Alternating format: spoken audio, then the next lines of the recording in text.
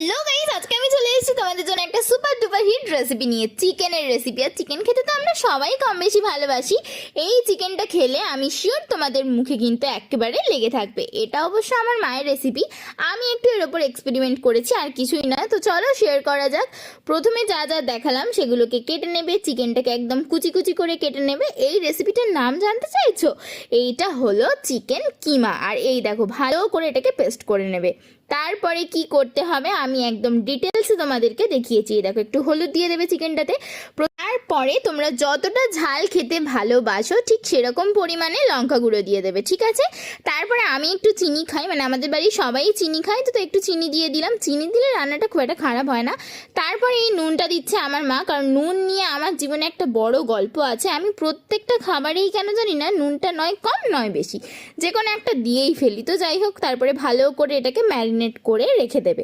এইবারে আমরা চলে যাব রান্না বসাতে। কড়াই বসিয়ে দিয়েছি, কড়াইতে তেলও দিয়ে দিয়েছি। এইবারে এই যে গোটা গরম মশলা, শুকনো লঙ্কা, এইটাকে দিয়ে দিতে হবে। দিয়ে কিন্তু খুব ভালো করে নাড়াচাড়া করতে হবে। গ্যাসের ফ্লেম একটু আস্তেই দেবে, কারণ না হলে এটা পুড়ে যাবে। তারপরে তেজপাতা দিয়ে দিলাম। এইবার দিয়ে দিতে হবে পেঁয়াজ। পেঁয়াজটাকে কিন্তু খুব সুন্দরভাবে লাল লাল করে ভাজতে হবে।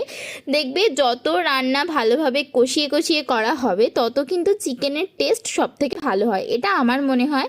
তারপরে দিয়ে দেবো আমরা আদা রসুনের পেস্টটাকে, দিয়ে আবারও ভালোভাবে নাড়াচাড়া করতে হবে। ওটার গায়ে গায়ে একদম লেগে যাবে কড়ার গায়ে। তারপরে এপাশ ওপাশ করে ভালোভাবে নেড়ে নিতে হবে। একদম ভালোভাবে নেড়ে চেড়ে করতে হবে, যাতে কড়ার গায়ে একদম না পুড়ে যায়। ঠিক দেখবে এইরকম একটা জিনিস হবে, ঠিক আছে? তারপরে আরও খানিকক্ষণ কষলে এইরকম হয়ে যাবে। তারপরে আমরা এবার কি করব বলো তো, চিকেনটাকে এতে দিয়ে দিতে হবে। আর এই দেখো, অনেকক্ষণ ধরে ম্যারিনেট করা ছিল, চিকেনটাকে দিয়ে দিলাম। আর বেশিক্ষণের ব্যাপার নয়। আর এই রেসিপিটা বলছি সত্যি কথা, আমার তো প্রচণ্ড পছন্দের। তোমরা কিন্তু অবশ্যই ট্রাই করে আমাকে জানাবে তোমাদের কেমন লাগলো।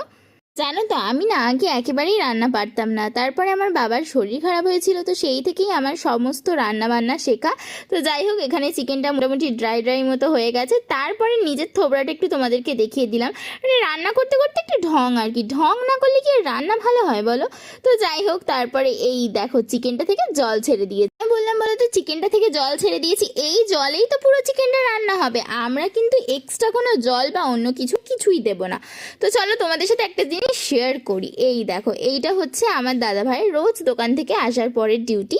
ওকে নিয়ে এই ঘটার মধ্যে পায়চারি করতে হবে, বাইরে নিয়ে গেলে হবে না, বাইরে তো এসি নেই, গরম হবে, ওর সব কিছু চাই। তো যাই হোক, আবার চলে এসেছি। কতটা জল বেরিয়েছে দেখেছো? তারপরে এখানে দিয়ে দিলাম চিকেন মশলা। আমি তো নর্মাল চিকেন মশলা বাজার থেকে কিনেই দিই, অনেকে আবার বাড়িতেও বানাও। তো যাই হোক, যেটা থাকবে সেটাই দিয়ে রান্না হবে, কোনো চাপ নেই।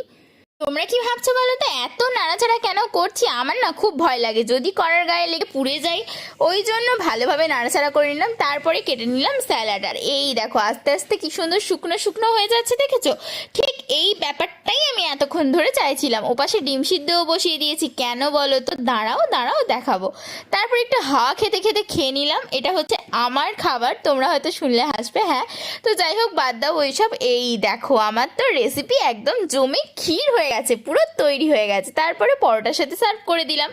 বাবা, দাদা, মা সবারই খুব পছন্দ হয়েছে। আমি ডিনারটা বেশিরভাগ স্কিপই করি, তো আজকেও স্কিপ করে গেছি। আর এই দেখো, আমাদের তুনতুলি ঘুম থেকে উঠে পড়েছে। তো চলো আজকের মতো ব্লগটা এই অবধি। যদি কিছু ভালো লেগে থাকে please do like, comment, share and subscribe my channel.